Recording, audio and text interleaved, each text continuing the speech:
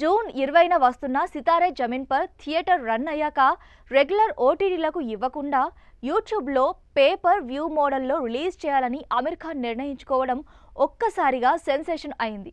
దీంతో ముందు 60 కోట్లు ఇస్తామన్న ఒక ప్రముఖ ఓటీటీ సంస్థ ఇప్పుడు ఏకంగా 125 కోట్లు ఆఫర్ చేసిందట. ఇందులో నిజమెంతుందో తెలియదు కానీ రెట్టింపు మొత్తం రావడంతో ఆమిర్ ఖాన్ సానుకూలంగా ఆలోచిస్తున్నాడట.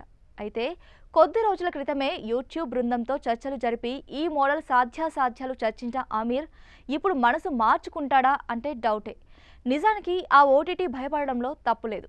ఎందుకంటే ఒకవేళ సితారే జమీన్ పర్ గనక యూట్యూబ్లో వర్కౌట్ అయితే మిగిలిన నిర్మాతలు కూడా దాన్నే ఫాలో అయ్యే అవకాశం ఉంది.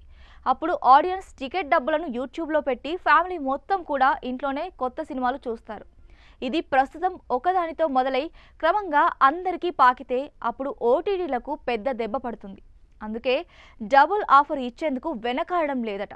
సితారే జమీన్ పర్ విడుదల సందర్భంగా మొదటి భాగం తారే జమీన్ పర్ 2 వారాల పాటు యూట్యూబ్లో ఉచితంగా స్ట్రీమింగ్ చేయబోతున్నట్టు తెలిసింది. ఇప్పుడు ఈ పరిణామాల పట్ల ఇండస్ట్రీ మొత్తం కూడా ఆసక్తిగా ఎదురుచూస్తోంది. సితారే జమీన్ పర్ మీద ఆశించిన బజ్ లేదు. హాలీవుడ్ మూవీ ఛాంపియన్స్కి రీమేక్గా రూపొందుతున్న ఈ ఎమోషనల్ స్పోర్ట్స్ డ్రామాలో దివ్యాంగులకు శిక్షణ ఇచ్చే కోచ్గా ఆమిర్ ఖాన్ కనిపిస్తాడు. జోడీగా జెనీలియా డిసౌజా నటించడం విశేషం. ఆర్ఎస్ ప్రసన్న దర్శకత్వం వహించిన సితారే జమీన్ పర్ని త్వరలో జపాన్, చైనా దేశాల్లో రిలీజ్ చేసేందుకు ఆమిర్ ఖాన్ ప్లానింగ్లో ఉన్నాడట.